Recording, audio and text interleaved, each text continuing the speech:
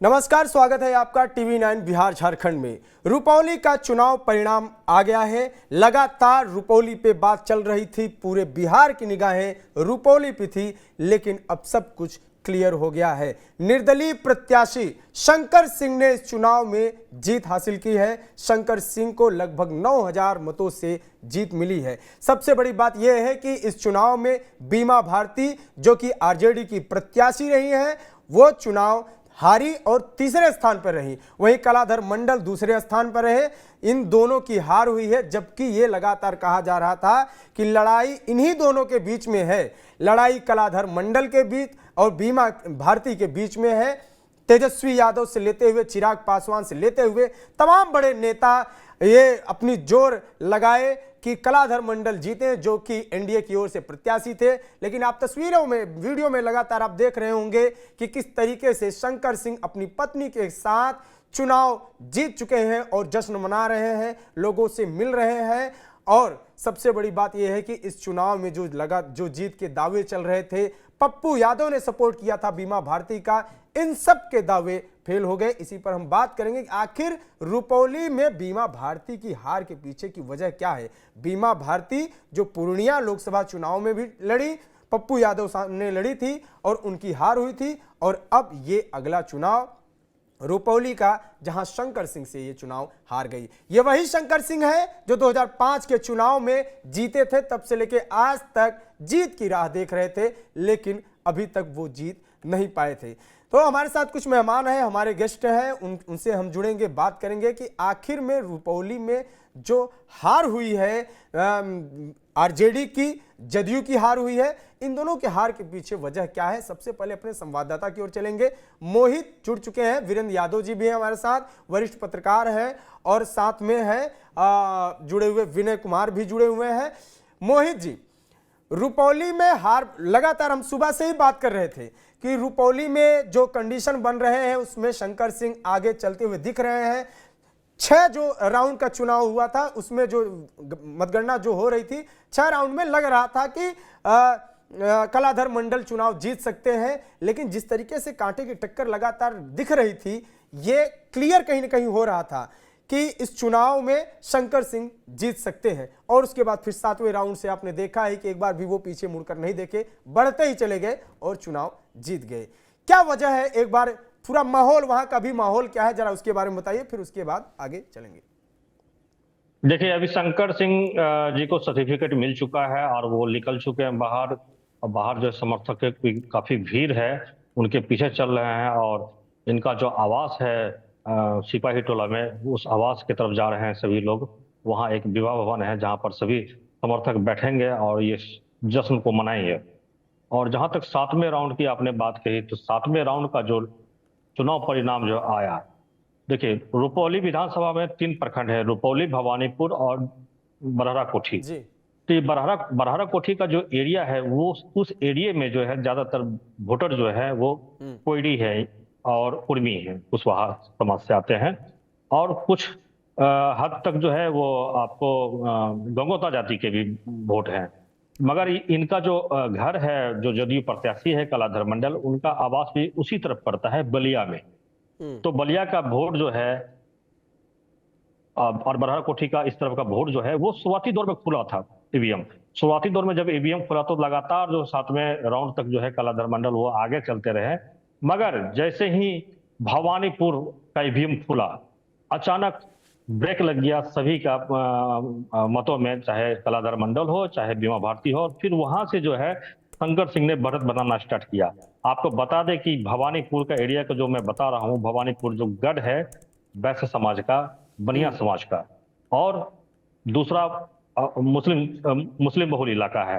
जो आपका भवानीपुर का कुछ एरिया है वो मुस्लिम बहुल इलाका भी है। तो यहाँ से आप देखिए कि मुस्लिम वोट और वैश्य समाज का वोट वो लगातार जो है एक तरफा पड़ा। और 3 प्रखंड है, बी कोठी, भवानीपुर और रुपौली। तो बी कोठी छोड़ के भवानीपुर, रुपौली दोनों जगह जो है शंकर सिंह लीड किए हैं। जी जी मोहित, तो कुल मिला के इन सीटों पर, इन जगहों पर उन्होंने लीड किया। ये जो 7वें फेज के बाद, वो 7वें राउंड का जो मतगणना थी उसके बाद समझ में आया। लेकिन क्या वजह है जो ये इस तरीके से चुनाव परिणाम आए? पप्पू यादव ये दावा कर रहे थे, उनकी बाइट भी आई थी, आज भी उन्होंने बोला कि जो लड़ाई है वो उसमें पप्पू यादव ये बोलते नजर आए कि जिनकी सरकार होती है उनका प्रभाव होता है, प्रत्याशी उनका जीतता है, ये उपचुनाव में दिखता है। और उधर विजय कुमार सिन्हा का भी बयान है। विजय कुमार सिन्हा ने तो ये यहाँ तक कह दिया कि पहले तो उन्होंने ये कहा कि हमारे प्रत्याशी जीत जाएंगे, लेकिन बाद में उन्होंने ये कहा कि शंकर सिंह भी अगर जीतते हैं तो हमारे ही विचार परिवार के हैं, हमारे गठबंधन से निकले हुए वो व्यक्ति हैं, और अगर वो जीतते भी हैं तो इससे हमें नुकसान नहीं है। लेकिन जो परिणाम आए वो उसके विपरीत रहे। कलाधर मंडल चुनाव हार गए और बीमा भारती इतनी कम वोट, क्या वजह है? बीमा भारती आखिर में जो तेजस्वी यादव वोट बैंक था वो कहाँ गया? वीरेंद्र जी, इस पर आपकी क्या प्रतिक्रिया है जो अभी जो आज परिणाम आया है? वीरेंद्र जी, आप तक आवाज पहुंच रही है? चलिए, तो वरिष्ठ पत्रकार हैं विनय कुमार जी जुड़े हुए हैं हमारे साथ। सर, रुपौली उपचुनाव का परिणाम आ गया है, क्या है आपकी प्रतिक्रिया इस पर?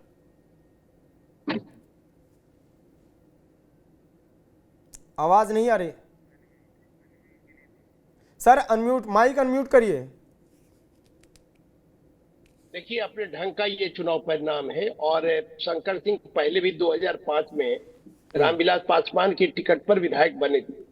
उसके बाद लगातार क्षेत्र में वो संघर्ष करते रहे, उन्हें सफलता नहीं मिली इस दौरान, लेकिन वो जमीन पर काम करते रहे, गरीब गुरबा का काम करते रहे, अपनी पहचान उन्होंने कायम की और उसका आज फल उन्हें मिला है।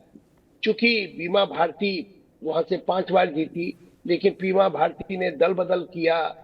पिछला लोकसभा चुनाव भी वो लड़ी और चुनाव में भी उनकी स्थिति बहुत खराब रही। आप जानते हैं कि वो तीसरे स्थान पर रही थी।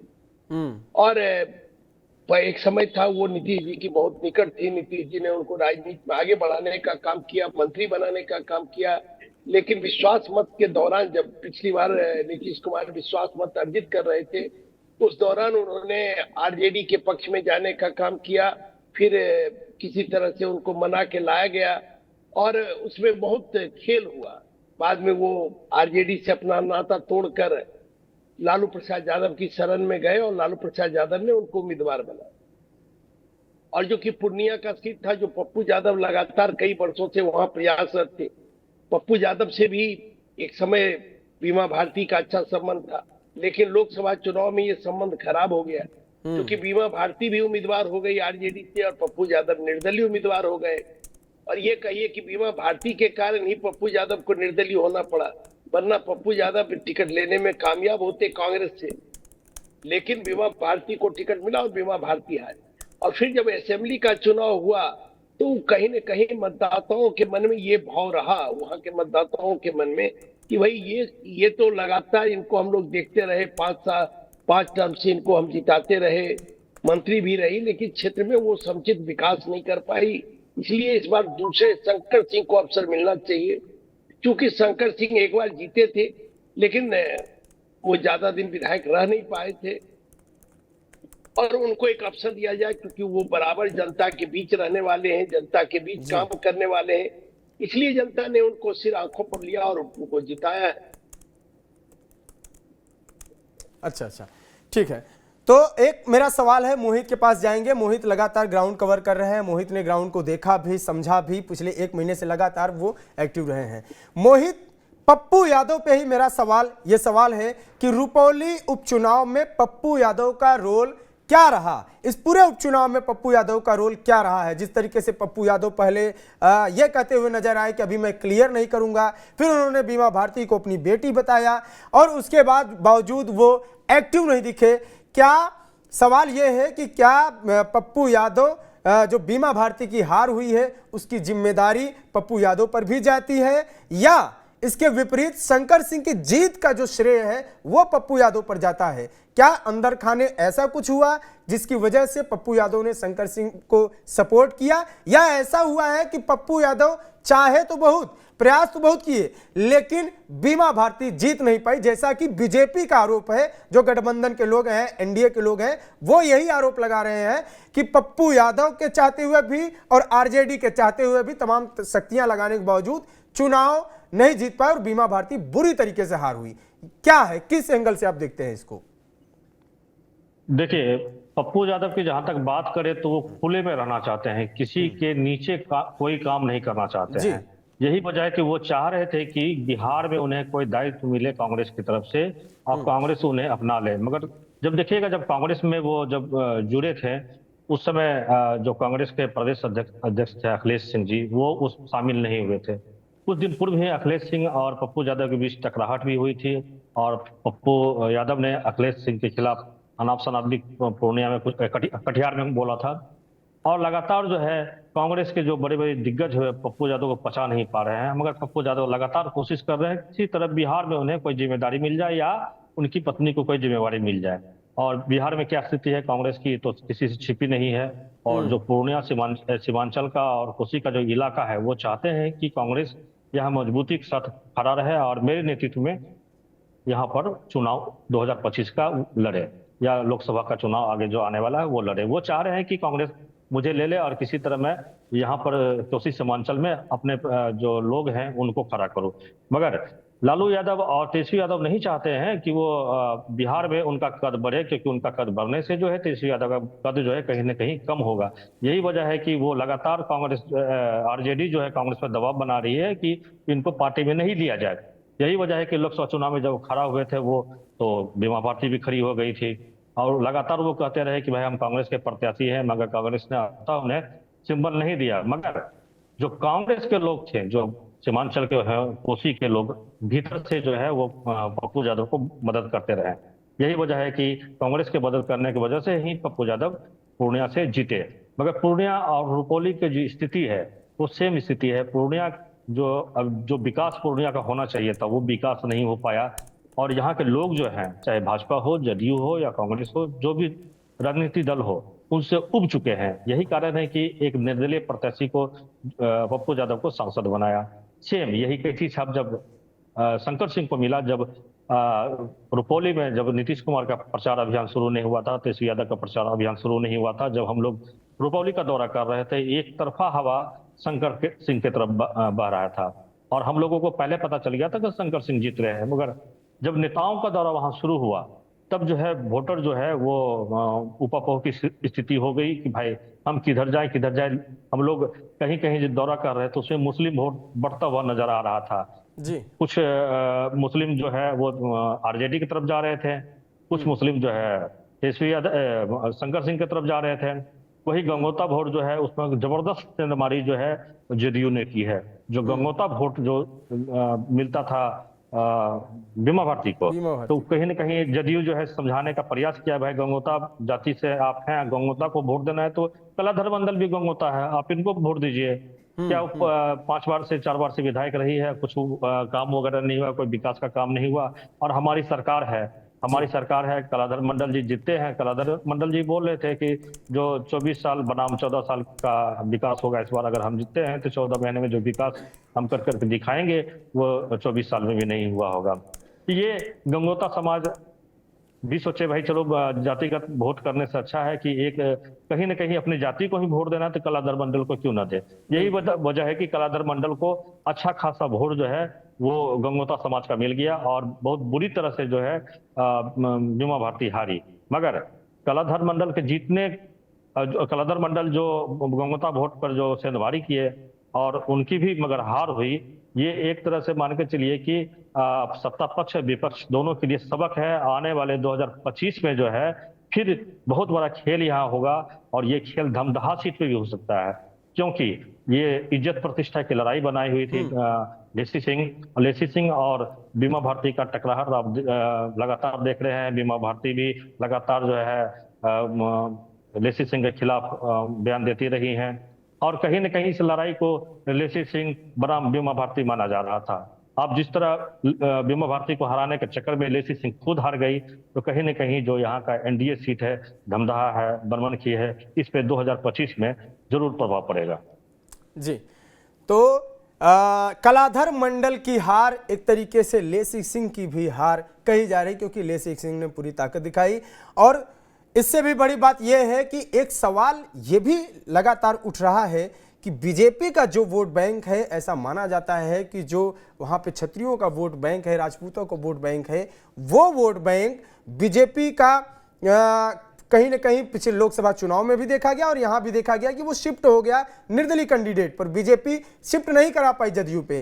क्या सवाल मेरा वीरेंद्र जी से है, वीरेंद्र जी क्या ये कह सकते हैं कि जो एलजेपी का वोट बैंक है, चिराग पासवान का वोट बैंक है, वो और बीजेपी का वोट बैंक है, ये वोट बैंक पूरी तरीके से जदयू पर शिफ्ट नहीं हो पाई सीट पर?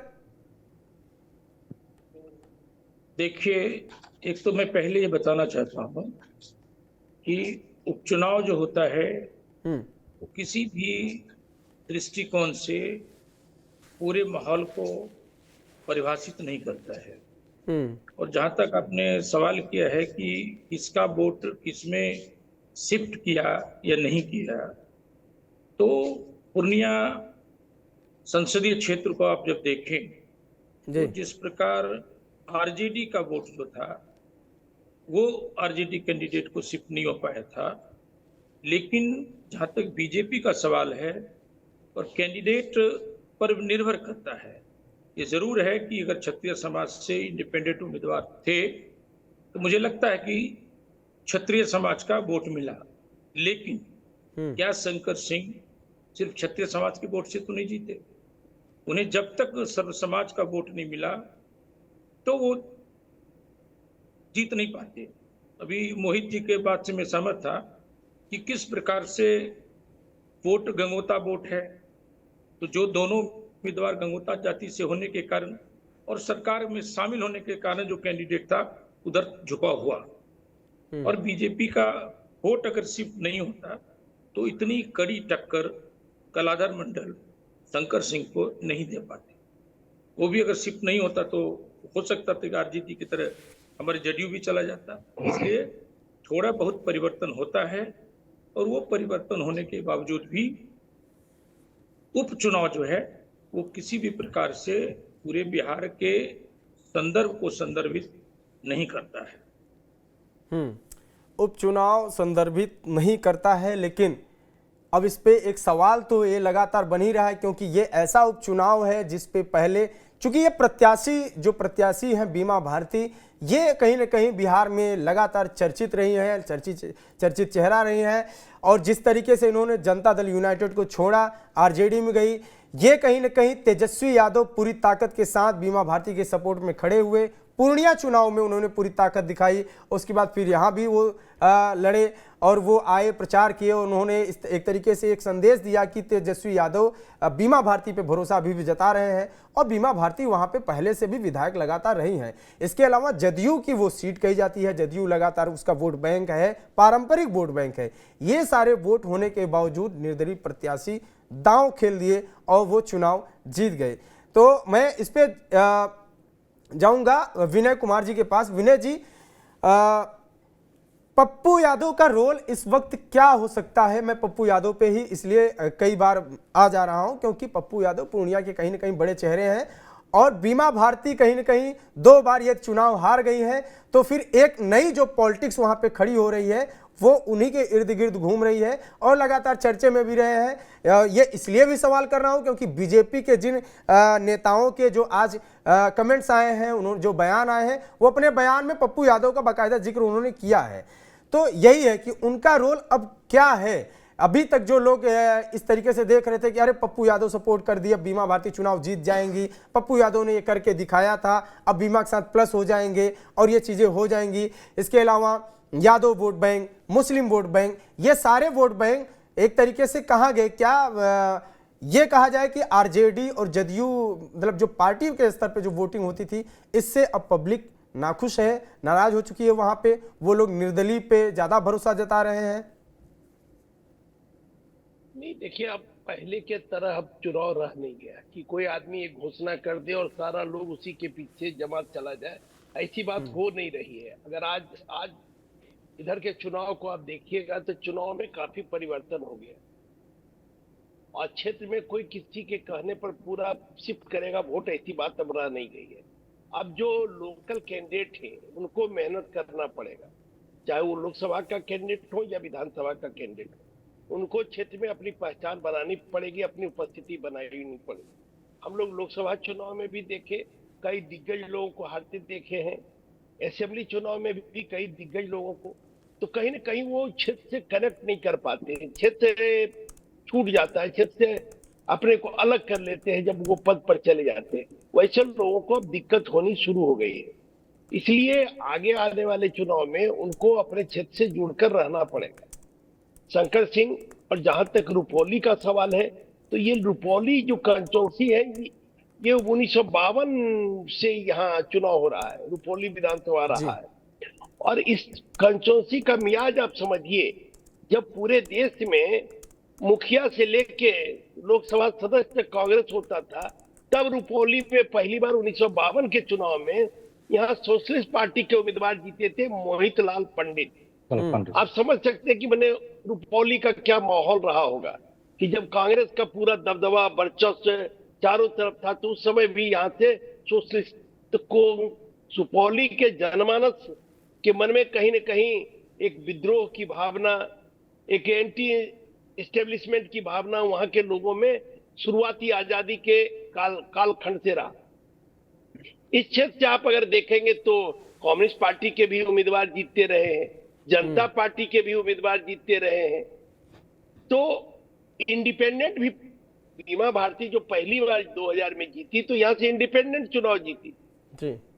और शंकर सिंह जो जीते तो 2005 में रामविलास पासवान की पार्टी से जीते थे, 2005 के फरवरी चुनाव में। हालांकि वो विधानसभा चल नहीं पाया और किसी न किसी कारण से वो विधानसभा भंग कर दी गई और नवंबर में फिर चुनाव हुआ। लेकिन नवंबर के चुनाव में शंकर सिंह चुनाव हार गए और बीमा भारती वहां से जीती, और उसके बाद लगातार बीमा भारती जीतती रही। लेकिन शंकर सिंह मैदान में बराबर डटे रहे, और मैदान में डटे रहने का मतलब है कि जनता के लिए उपलब्ध रहे, जनता के सुख दुख में भागीदार बने, जनता के कामों में भागीदार बने, जनता के तकलीफ को दूर करने के लिए सदैव प्रयत्नशील रहे। तो इसका लाभ आज उनको मिला है। जहां तक पप्पू यादव का सवाल है, तो पप्पू यादव निर्दलीय चुनाव जीते हैं लोकसभा का। तो जो एंटी डिफेक्शन लॉ है 10th शेड्यूल, उसके तहत पप्पू यादव कांग्रेस के कभी सदस्य नहीं बन सकते हैं लोकसभा का, जो वर्तमान लोकसभा है। इस लोकसभा में पप्पू यादव को निर्दलीय रहना पड़ेगा। हाँ, कांग्रेस को समर्थन कर सकते हैं मुद्दों के आधार पर, लेकिन कांग्रेस पार्टी में नहीं जा सकते। अगर वो कांग्रेस पार्टी में जाएंगे तो 10th शेड्यूल के तहत उनकी सदस्यता चली जाएगी। तो इसलिए चूंकि अभी तो लोकसभा के स्पीकर भी बीजेपी से आए हैं, ओम बिरला जी, तो तुरंत निर्णय लेंगे। अगर होता कि आज कांग्रेस के स्पीकर होते तो हो सकता था कुछ निर्णय में विलंब भी होता, जैसे आप कई राज्यों में देख रहे हैं, बिहार में भी देख रहे हैं, कई लोगों ने दल बदला लेकिन उनकी संस्था बची हुई है। अन्य राज्यों में भी आप अगर इस तरह का केस देखिएगा, झारखंड में भी आप देख सकते हैं, यहाँ भी पिछले 4 साल से केस चल रहा है। अब तो विधानसभा झारखंड का खत्म होने वाला है, मैंने इसका कार्यकाल भी 5 जनवरी को पूरा हो जाएगा और नवंबर दिसंबर में विधिवत चुनाव होने की बात है। हो सकता है पहले भी अक्टूबर में भी झारखंड का चुनाव, लेकिन अब तक 4 साल से दल बदल का मामला यहाँ भी रांची में भी तय नहीं हो पाया, क्योंकि स्पीकर उनके पक्ष के, जब स्पीकर को निर्णय लेना रहता है, कहीं न कहीं 10th शेड्यूल में ये खामी भी है और इस खामी को राष्ट्रीय स्तर पर सांसदों को दूर करना चाहिए और इसमें एक टाइम फ्रेम बनाना चाहिए कि भाई आप एक समय सीमा के अंदर उसका निर्णय दें। क्योंकि आप किसी को कोई रिजर्व करके जजमेंट आप लंबे समय तक नहीं रख सकते हैं। आज संविधान के प्रावधान के तहत कोई जज है या विधानसभा के अध्यक्ष हैं, कोई जजमेंट लंबे समय तक रिजर्व रख सकते हैं और उनको कोई पूछ नहीं सकता है कि क्यों आप रिजर्व रखे हुए हैं। यही बाबूलाल मरांडी का झारखंड में केस है, उनका जजमेंट रिजर्व है पिछले 1 साल से। तो कई ऐसी चीजें हैं जिन पर सब लोगों को विचार करना पड़ेगा, सभी दलों को। जहां तक पप्पू यादव का सवाल है तो पप्पू यादव कांग्रेस को बाहर से समर्थन कर सकते हैं, लेकिन कांग्रेस में वो अंदर नहीं जा सकते हैं 10th शेड्यूल के, तो उनके साथ एक बाध्यता है। और पप्पू यादव ने बीमा भारती को समर्थन देने का काम किया, क्योंकि वो आगे की भी अपनी राजनीति देखते हैं।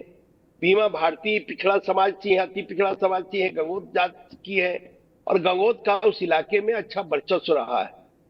तो बीमा भारती भी के बहाने वो अपने अति पिछड़ा वोट को भी अपने पक्ष में करने के लिए पप्पू यादव ने समर्थन दिया, लेकिन केवल पप्पू यादव के समर्थन से कोई चीजें हो नहीं सकती है। बिल्कुल। कई ऐसा केस हम लोग देखे हैं। अभी आपने देखा होगा मध्य प्रदेश के चुनाव में, राजस्थान के चुनाव में, जो लोग विधानसभा का चुनाव हार गए, वो लोग लोकसभा का चुनाव जीत गए। कई ऐसे उदाहरण है। बिहार में भी हम लोग कई ऐसा देखे हैं कि विधानसभा का चुनाव हार गए, लोकसभा का चुनाव जीत गए। तो ये चुनाव में भी कोई एक आप नहीं कह सकते कि कौन चुनाव जीतेगा कौन। हाँ, परिस्थिति बनती है और जनता का जब माहौल बनता है, जनता किसी के पक्ष में जब गोलबंद होती है तो किसी को विजेता और किसी को जमीन सुंघा देती है। आज शंकर सिंह के पक्ष में पूरा माहौल था, इसलिए उनको विजेता बनाने का काम। और वो हाल तक तो रामविलास पासवान, लोजपा रामविलास पासवान के सदस्य, चुनाव के पहले उन्होंने इस्तीफा देकर निर्दलीय लड़ा, क्योंकि गठबंधन की राजनीति में जदयू ने वहां से उम्मीदवार उतार दिया और इसलिए लोजपा से गुंजाइश नहीं बन रही थी। लेकिन हाल तक तो वो चिराग पासवान के साथ से राजनीति कर रहे थे, और पहले भी हम बता चुके हैं कि वो रामविलास पासवान को टिकट दिए थे और विधायक बनाए थे 2005 में पहली बार। तो लंबे समय से अगर आप कहिए तो ये एनडीए से जुड़े रहे, तो इसीलिए कहीं न कहीं लोग मानते हैं कि ये भाई एनडीए के नेता कि हमारे ही परिवार के। लेकिन वहां रुपौली में एक बात आपको सोचना पड़ेगा कि जो बीजेपी का कोर वोटर माना जाता है, राजपूत वोट, वो वोट कहीं न कहीं अब बीजेपी से अलग होता दिखाई पड़ रहा है। और उसका कई उदाहरण देख सकते हैं बिहार के चुनाव में, लोकसभा में, आप बक्सर में देख सकते हैं, आप काराकाट में देख सकते हैं, और अब रुपौली में भी आप वो देख सकते हैं। जबकि बिहार में सबसे ज्यादा सीट एनडीए ने किसी एक जाति को दिया तो राजपूत जाति को दिया। बावजूद रुपौली में राजपूत मतदाताओं ने जदयू के पक्ष में नहीं मतदान किया, वो शंकर सिंह के पक्ष में खड़े रहे और शंकर सिंह को जीत मिली। मोहित, अगला सवाल आपसे है, शंकर सिंह का भविष्य क्या है? जिस तरीके से ये कहा जा रहा है कि शंकर सिंह रामविलास पार्टी के रहे हैं, सदस्य रहे हैं, उससे विधायक भी रह चुके, और चिराग पासवान की जो पार्टी है एलजेपीआर है उसको हाल ही में उन्होंने छोड़ा था, और यह बीजेपी भी दावा कर रही कि हमारे विचार परिवार के लोग हैं, ये सब छोड़ के गए हैं। तो क्या शंकर सिंह बीजेपी के साथ जा सकते हैं या चिराग पासवान के साथ जा सकते हैं जो कि भी निर्दलीय है? या प्रशांत किशोर के बारे में भी एक चर्चा चल रही है, हम बात भी कर रहे थे इस पर कि प्रशांत किशोर अगर कहीं न कहीं उनके संपर्क में है और आने वाले चुनाव में प्रशांत किशोर एक तरीके से उनमें अपना भविष्य देख रहे हैं। जब वो जनसुराज को खड़ा करेंगे तो उस वक्त उनको कुछ मजबूत कंधों की जरूरत पड़ेगी, उसमें से एक पिलर जो होंगे वो शंकर सिंह साबित होंगे। ये बातें चल रही हैं, इस पर आपकी क्या प्रतिक्रिया है? देखिए, पहले निर्दलीय जो जीत रहे हैं मैं उनके बारे में कहना चाहूंगा कि पप्पू यादव निर्दलीय जीते, शंकर सिंह भी निर्दलीय जीते। देखिए, बिहार में पहले क्या होता था, आंदोलन होता था, बहुत बड़े बड़े आंदोलन होते थे, आंदोलन से नेता लोग निकलते थे और फिर वो सांसद विधायक बनते थे। मौजूदा समय में देखिए कोई इस तरह का कोई बड़ा आंदोलन हो नहीं रहा है। किस तरह लोग टिकट मिल रहा है, कैसे लोगों को टिकट मिल रहा है देख ही रहे हैं। तो पप्पू यादव ने जिस तरह पूरे बिहार में और देश में कोरोना का समय हो, जो भी समय हो, जो मदद किया लोगों को, कहीं भी कुछ होता है तो वो जाते हैं वहां 5,000, 10,000, 50,000 रुपए देते हैं और लोगों में उनका क्रेज है, युवाओं में उनका क्रेज है। यही क्रेज की वजह से वो लोकसभा चुनाव को जीते। और आप देख लीजिए दूसरी तरफ शंकर सिंह लगातार जो वो 4 बार से हार रहे हैं, मगर लगातार जो है रुपौली की जनता के लिए वो तत्पर हैं और वहां के लोगों का सेवा कर रहे हैं। इसीलिए दलगत भावना से उठ के जो वहां के लोग ने इस बार उनको जिताया है और विधायक बनाया है। तो विधायक बनने से पहले एक बार और विधायक बने थे 2005 में, जब रामविलास जी जो चाबी लेके घूम रहे थे उस समय ये भी विधायक बने थे, मगर वहां पर लोग मगर विधानसभा ये पहुंच नहीं पाए थे। फिर दोबारा चुनाव हुआ था जिसमें हार गए थे। जी। अभी कुछ दिन पहले जो है लोजपा रामविलास से जो है इस्तीफा देके वो निर्दलीय लड़े। उन्होंने उस वक्त उन्होंने कहा था कि हमने शुरू से लेकर आज तक रामविलास पासवान की पार्टी का सेवा किया है। और जब सरकार बनाने की बात आई थी, जब रामविलास जी चाबी लेके घूम रहे थे, उस समय बहुत ऑफर मुझे मिला था कि भाई आप इस पार्टी में आ जाइए या इधर आ जाइए, मगर हमने पार्टी के साथ धोखा नहीं किया और हमेशा उनके साथ रहा। मगर पार्टी ने मुझे टिकट नहीं दिया है, इसलिए मैं आज इस्तीफा देता हूं और निर्दलीय लड़ूंगा। अब निर्दलीय जब जीत गए हैं तो हमने उनके जो समर्थक है उनसे लगातार बात की, भाई आप किस पार्टी में जाएंगे, आप लोगों को कुछ बताए होंगे। तो समर्थकों ने भी ऐसा कुछ नहीं कहा। मगर मुझे नहीं, जैसे आप अभी बता रहे थे कि पटना के नेताओं का बयान आया था कि भाई हमारे एनडीए के ही सदस्य थे और अगर कलाधर मंडल नहीं तो आप शंकर सिंह।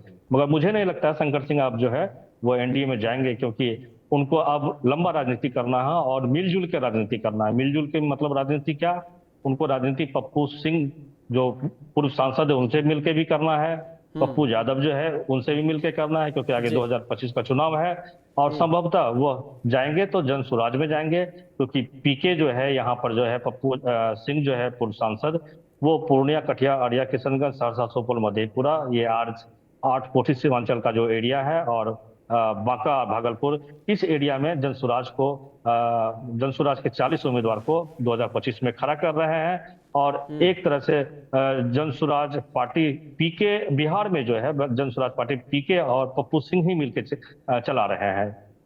और जो पटना स्थित जो आवास है इनका पप्पू सिंह का, वहीं से पूरा ये जनसुराज का कार्यालय जो है संचालित होता है।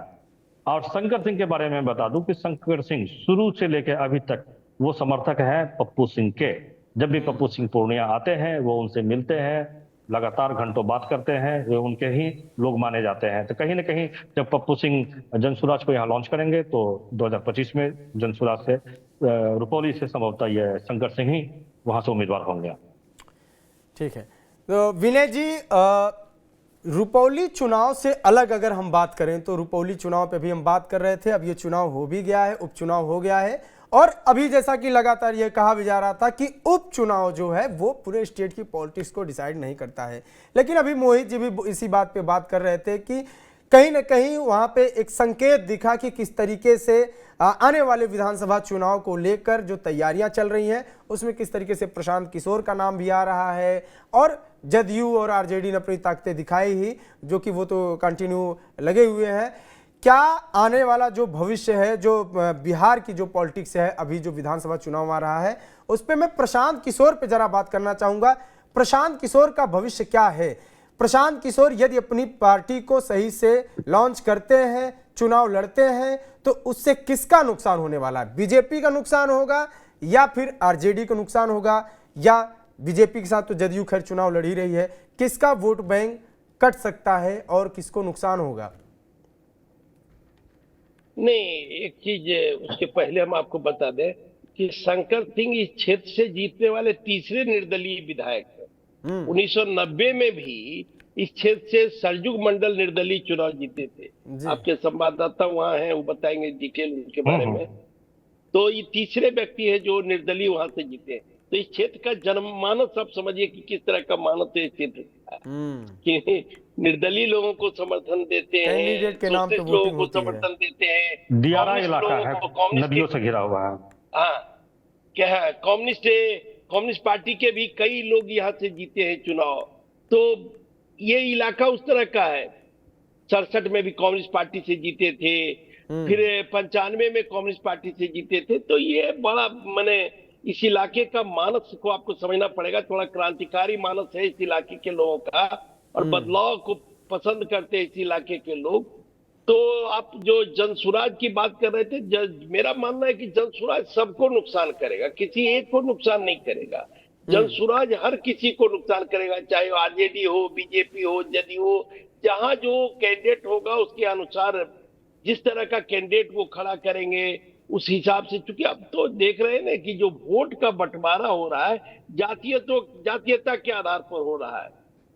जहां कुशवाहा है, अगर माना जा रहा था कि कुशवाहा वोट बैंक है, एनडीए के साथ है, लेकिन आपने देखा कि औरंगाबाद में पूरा कुशवाहा वोट बैंक आरजेडी के साथ चला गया, क्योंकि वहां आरजेडी के उम्मीदवार कुशवाहा थे।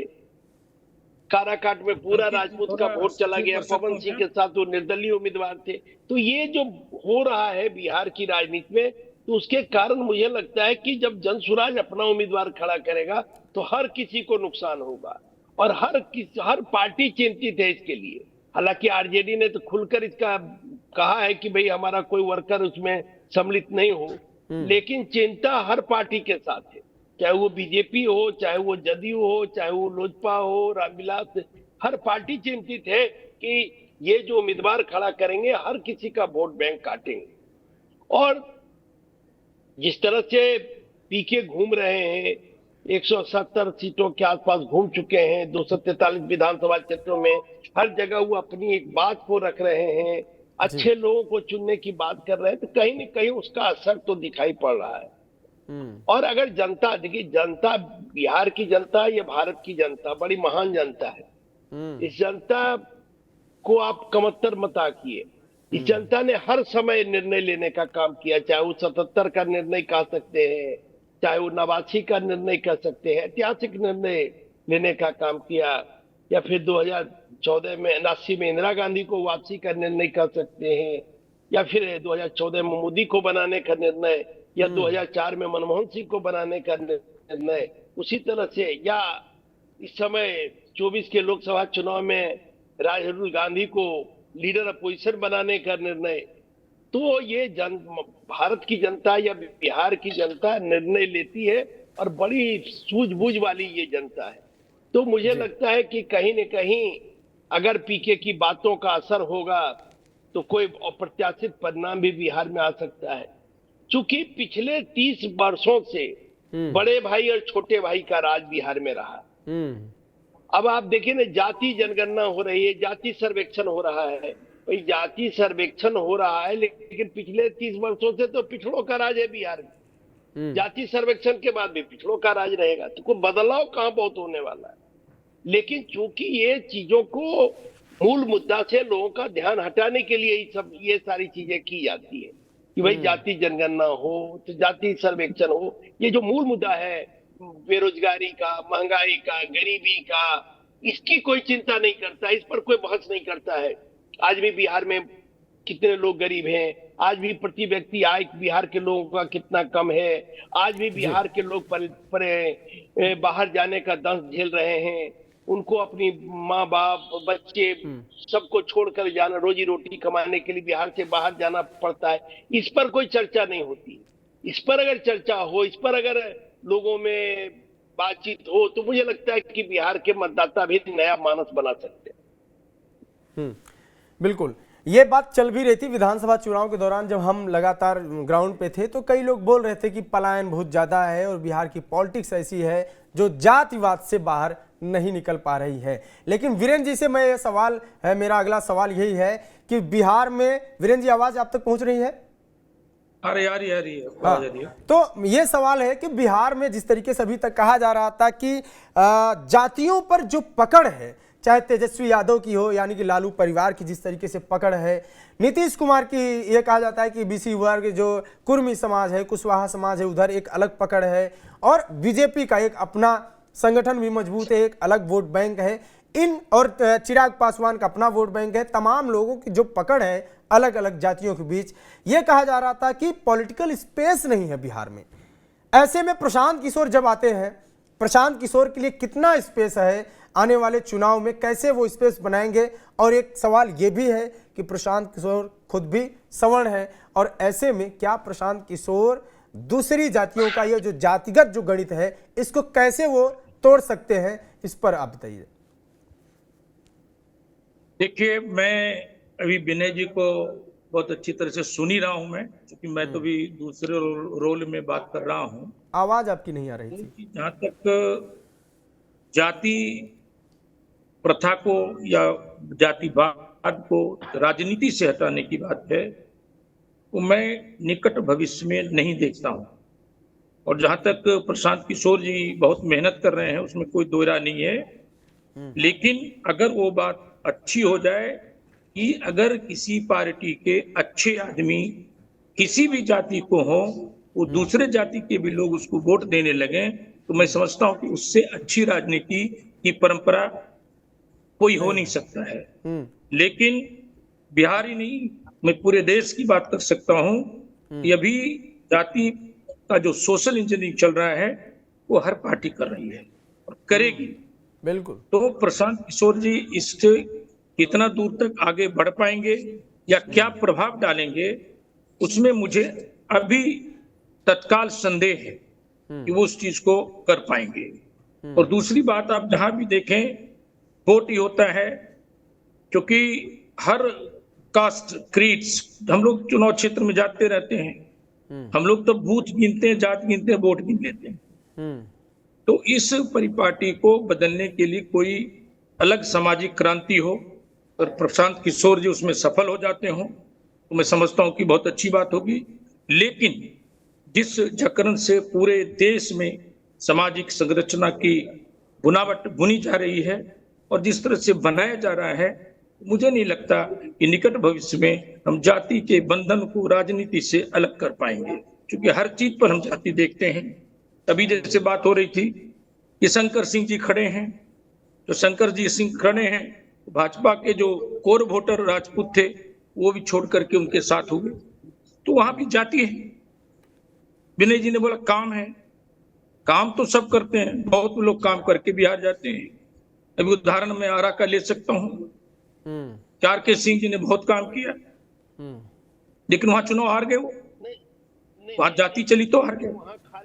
और जाति समीकरण से हम जब उम्मीदवार देते हैं, कैंडिडेट देते हैं, वीरेंद्र जी, क्या बोल रहे हैं? जब तक कार्यकर्ताओं का सम्मान नहीं मिलेगा, केवल काम से नहीं होगा, काम के साथ साथ कार्यकर्ताओं का सम्मान चाहिए, क्योंकि कार्यकर्ता जो होते हैं रीढ़ होते हैं, पार्टी के रीढ़ होते हैं। और अगर कार्यकर्ता को मान सम्मान नहीं मिलेगा, अभी स्थिति ये हो रही है भारतीय जनता पार्टी और तमाम पार्टियों में, जो कार्यकर्ता थोड़ा अपने को उपेक्षित महसूस कर रहे हैं, दिन रात मेहनत करके पार्टी के नेता को संसद में, लोकसभा में पहुंचाते हैं, लेकिन उनकी पूछ कम हो रही है। इसके कारण भी दिक्कत आज हो रहा है लोगों को। वो मैं सहमत हूँ आपकी बात से, क्योंकि पार्टी के जो डेडिकेटेड कार्यकर्ता है उसकी उपेक्षा का शिकार हुए हम लोग की 400 पार, तो 200 पार होके रह गए। तो पार्टी के किसी भी पार्टी का हो, कार्यकर्ता का उपेक्षा झेलना पड़ता है, और जब झेलता है तो पार्टी के कार्यकर्ताओं की पूछ होती है। तो अभी जब मैं जाति प्रथा पर बोल रहा था, तो जाति को सिस्टम से हटाने के लिए आज अगर हम बात करते हैं कि हम हिंदू नहीं हो सकते हैं लेकिन हम जाति हो सकते हैं, ये बड़ी समाज में संरचना चल रही है कि हम अगर किसी को पूछें कि आप किस जाति के हैं, तो कोई भी हिंदू अगर हमको बोल दे कि मैं हिंदू जाति का हूं, तो मैं समझ सकता हूं कि जाति प्रथा हटने वाली है। लेकिन जैसे हम किसी को जाति पूछेंगे, वो तुरंत कहेगा मैं जादव हूं, मैं भूमियार हूं, मैं ब्राह्मण हूं, मैं राजपूत हूं। तो ये मानसिकता है। तो सोच में जब हिंदुत्व की बात आएगी, तो पहले हिंदू बनने के लिए हमें जाति की समरसता को लाना पड़ेगा, तभी जातिवाद टूटेगा। तब प्रशांत किशोर जी जैसे लोग इसमें सफल हो सकते हैं, या अच्छे लोग सफल हो सकते हैं। अच्छे लोग जिस दिन जीतेंगे कि वो अच्छे लोग हैं, चाहे किसी जाति का उसको वोट देना है, लेकिन ये हो नहीं रहा है। हो ये रहा है चाहे वो हमारा रॉबर्ट किसी जाति का है तो उसको देना है। वीरेंद्र जी, लेकिन आप गिरिराज जी को पूछिएगा तो अपने को हिंदू कहेंगे कि हम हिंदू हैं। नहीं, गिरिराज जी कहेंगे, देखिए दो चीज होता है। मैं हमारे पार्टी के नेता हैं, उसके लिए मैं नहीं करना चाहता हूं, लेकिन फिर सिर्फ हिंदू मुस्लिम करने से अगर समरसता आ सकती है तो कोई बड़ी बात नहीं है। हमें तो हिंदू राष्ट्र में हिंदू को संगठित होकर के एक करना है, वो मेरा काम है। अगर वो हम कर लेते हैं तो मुझे लगता है कि सफलता काफी हद तक आगे बढ़ेगी। अब गिरिराज जी का अपना आयाम है, हिंदू के लिए करते हैं, करना चाहिए, लेकिन कोई भी चीज को एक्सट्रीम नहीं होना चाहिए।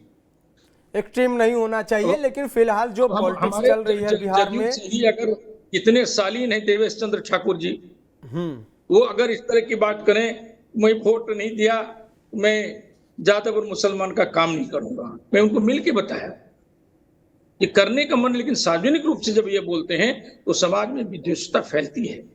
हम तो नहीं, समाज में लेकिन एक हम बात जात में जाते हैं। वीरेंद्र जी, इसमें एक चीज और मैं कहना चाहूंगा कि आप संविधान की शपथ लेते हैं संसद बनने के बाद, तो शपथ लेते हैं तो आपके लिए सभी जाति धर्म के लोग बराबर हैं। बिल्कुल। आप वही बोल तो भी मैं नहीं कह रहा सकते हैं, आप इस तरह की भाषा का प्रयोग करते हैं तो आप संविधान का भी अपमान कर रहे हैं, चाहे कोई व्यक्ति हो। आप इस तरह की बात नहीं वही कर मैं सकते कह रहा हैं। हूँ, मैं तो संविधान के समर्थन का ही बात कर रहा हूँ। मैं तो कहाँ हिंदुत्व और कट्टर की बात कर रहा हूँ, या मुसलमान को हटाने की बात कर रहा हूँ, या जाति को गाली देने की बात कर रहा हूँ। मैं तो उसको रोकने की बात कर रहा हूँ। मैं तो नहीं, देवेश चंद्र चाकू जी बोले थे, हिंदू गौरव होना अच्छी बात है, लेकिन हम दूसरे धर्मों का सम्मान करें, ये बड़ी बात है। बिल्कुल हिंदू सहमत हूं अगर मैं। हम हिंदू गौरव अगर अपने धर्म का होना चाहिए, अपने जात का भी होना चाहिए, लेकिन अंध नहीं होना चाहिए, धर्मांध नहीं होना चाहिए, जातांध नहीं होना चाहिए। यही मैं कह रहा हूँ। नहीं, अगर हम हिंदू हैं तो हमको हिंदू होने का गर्व है, लेकिन हम दूसरे जाति धर्म के लोगों का भी सम्मान करते हैं। बिल्कुल बिल्कुल, मैं तो हिंदू के एक पक्ष बोला मैंने, चूंकि आपने गिरिराज जी का नाम लिया। मैं मुस्लिम विरोध का बात नहीं किया। मैं तो दोनों की समरसता, दोनों की सौहार्दता की बात करता हूँ। और हमारी पार्टी में इतनी मॉडर्निटी है, कुछ लोग होंगे तो मुझे नहीं पता। तो आपको ज्यादा मोहित जी के पास मैं चलूंगा कि हमारा जो, चूंकि हमारा मेन डिबेट जो था कुल मिला के रुपौली पे था और हिंदू मुस्लिम की ओर या जो भी है जात की ओर मुड़ गया। ये चीज़ें बिहार में फिलहाल जो लोकसभा चुनाव में देखने को मिला, बीजेपी के पर तमाम आरोप लगे थे कि बीजेपी के बड़े नेता, जो शीर्ष नेता हैं, उन्होंने रैलियों में खुलेआम जो भी इस तरीके की कुछ बातें कही और आरजेडी पे भी लगे। यह भी कहा गया कि आरजेडी का कोर वोट बैंक है, मुस्लिम वोट बैंक है, यादव वोट बैंक है, तमाम चीज़ें हैं। लेकिन रुपौली का चुनाव का जो परिणाम आया और पूर्णिया चुनाव का भी जो परिणाम है, ये इससे कहीं अलग दिखा, लोगों को पार्टियों से अलग। और जो कि अभी विनय जी ने भी जो कहा कि जो कार्यकर्ताओं की जो बात है, कार्यकर्ताओं से का भी एक इम्पैक्ट दिख रहा था। किस तरीके से आरजेडी के तमाम कार्यकर्ता थे वो छोड़ के पार्टियां अपनी पूर्णिया चुनाव में सपोर्ट कर रहे थे पप्पू यादव का। और इस तरीके के भी लगातार आरोप लगाए जा रहे थे। कई आरोप ये भी लगे कि आरजेडी ने अपनी पार्टी से, अपने लालू यादव ने अपने 2 बेटियों को चुनाव लड़ा दिया। ये चीज़ें कहीं ना कहीं ग्राउंड पे इम्पैक्ट इसका पड़ता है, वो चीज़ें दिख रही थी। लेकिन इससे इतर जो रुपौली में दिखा वो कुछ अलग नहीं था, वो भी यही था जो पूर्णिया का चुनाव था। और मोहित, एक अंतिम कमेंट संवाददाता हमारे मोहित है, उनसे ले लूंगा कि बीमा भारती का अब भविष्य क्या है। बीमा भारती लगातार 2 चुनाव हार गई हैं, जदयू भी छोड़ दी हैं। क्या आरजेडी अब भी उन पे भरोसा जताएगी? बीमा भारती का वोट, खुद का अपना जो वोट है, उनके हस्बैंड जेल में है, उनके ऊपर, उनके बेटे और हस्बैंड के ऊपर तमाम धाराएं लगी हुई हैं। क्या बीमा भारती जो बात कह रही है कि नीतीश कुमार इस चीज को पर्सनल ले चुके हैं, बीमा भारती जिस तरीके से पार्टी छोड़ी है और इसलिए उनको परेशान किया जा रहा है, क्या ये सब चीजें क्षेत्र में ग्राउंड पे दिख रही है या इसका इम्पैक्ट कुछ नहीं है और पूरी तरीके से जिस तरीके से शंकर सिंह ने चुनाव जीता, ये जनता अपने हिसाब से चीजें कर रही है? देखिए, परिवर्तन की बयार जो है वो लोकसभा चुनाव से ही बह रही थी। जिस तरह यहाँ पर जो है संतोष कुशवाहा थे सांसद, उनसे यहाँ के पूर्णिया की जनता जो उब चुके थे, उसके बाद जो है पप्पू यादव जीते। उसी तरह परिवर्तन की बयार जो है लगातार जो है रुपौली में भी बहा। रुपौली में अभी जो जाति समीकरण की बात कर रहे थे, तो 67,782 वोट जो है शंकर सिंह को आया। शंकर से अगर राजपूत वोट की बात करें वहां पर, तो वो 7,000 8,000 के आसपास है। तो भाई 60,000 कहाँ से आया उनका वोट? तो कहीं ना कहीं जो पूरा मुस्लिम था, मुस्लिम वोट बैंक पूरा शिफ्ट हुआ शंकर सिंह की तरफ। बनिया वोट भी शिफ्ट हुआ। जो मल्हा समाज का वोट था वो भी गया, बीन समाज का वोट था वो भी गया। कुल मिला के सारा वोट जो है ये लगभग 67,000 के पास आया, तब उनकी जीत हुई। मगर जो गंगोता वोट जो था वो ना इधर हुआ ना उधर, टसमस नहीं हुआ, वो सिर्फ गंगोता में ही कट के रह गया। वो कहीं ना कहीं जो है जो कलाधर मंडल है वो वोट काट लिए। अब जो रहा बात भविष्य बीमा भारती का, तो बीमा भारती, मैंने शुरू से कहा बीमा भारती कुछ नहीं है, जो है वहां अवधेश मंडल है। अगर अवधेश मंडल बाहर रहते हैं, अभी तो फरार चल रहे हैं वो और उनके बेटे, अगर अवधेश मंडल बाहर रहते तो फिर कहानी कुछ और होता। और मुझे नहीं लगता है कि बीमा भारती कोई हारा पाता। अब चूंकि हार गई है और 14 महीने का सरकार है, देखिए 14 महीने के बीच में जो है फिर समीकरण बदलेगा। और राजनीति में ये नहीं कहा जा सकता कौन किधर रहेगा। हो सकता है बीमा भारती फिर जदयू में चले जाए, फिर वो समीकरण बन जाए बीजेपी में चला जाए, फिर वो समीकरण जाए कुछ। तो जब तक अवधेश मंडल जो उनके पति है वो बाहर रहेंगे, बीमा भारती जीतती रहेगी। अगर वो विपक्ष में रहेंगे और इसी तरह जो है फिर उन पर कोई आरोप लगेगा, फरार रहेंगे, तो बीमा भारती कभी नहीं जीत पाएगी। जी बिल्कुल। तो चलिए, अब भविष्य क्या है, आने वाला विधानसभा चुनाव में वो चीज़ें दिखेंगी। हमारे साथ जुड़े रहने के लिए विनय कुमार जी और साथ में मोहित जी, वीरेंद्र जी, आप सभी का बहुत बहुत धन्यवाद। जुड़े रहिए TV9 बिहार झारखंड के साथ। कमेंट बॉक्स में अपनी राय देते रहिए। नमस्कार।